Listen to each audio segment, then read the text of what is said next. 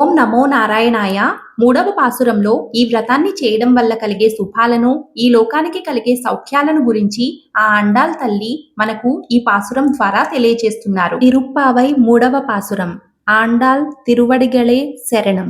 ஓங்கியுலகளந்த உத்தமன் பேர்பாடி நாங்கள் நம்பாவை குச்சாற்றி நீராடினால் தீங்கின்றி நாடெல்லாம் திங்கள் மும்மாறி பெய்து ஓங்கு பெரும் சென்னெலூரு கைலுகள பூங்குவளைப் போதில் பொறிவண்டு கண்ணடுப்ப எங்காதே புக்கிருந்து சீர்த்தமுலை பற்றி வாங்க குடம் நிறைக்கும் வள்ளல் பெரும் பசுக்கள் నీంగాద సెల్వం నిరైందేలోరెంబావాయ్. నోము అని పేరు పెట్టి మేము చేస్తున్న ఈ వ్రతంలో ఆకాశమంత ఎత్తుకు ఎదిగి లోకాలన్నిటినీ వామనుడై కొలిచిన ఆ పురుషోత్తముడి దివ్య నామాలను అందరం కలిసి ఒకచోటనే ఉండి కీర్తిస్తూ పూజించడం వలన దేశంలో చెడు అన్న మాట ఒక్కటి కూడా లేకపోవడంతో నెలకి 3 సార్లు వానలు కురుస్తూ పచ్చని పంట పొలాలు సస్యశ్యామలమై ఆ పంటల నడుమన ఉన్న చెరువులలోని చేపలు ఎగిరెగిరి తుళ్ళిపడతాయి.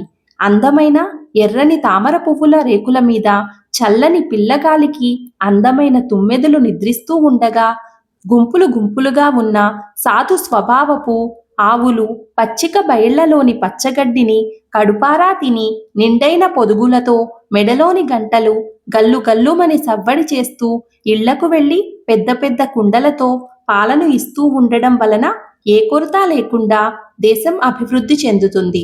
కావున వ్రతం చేద్దాం రమ్మని సకులందరినీ పిలుస్తోంది ఆ అండాల్ అమ్మవారు.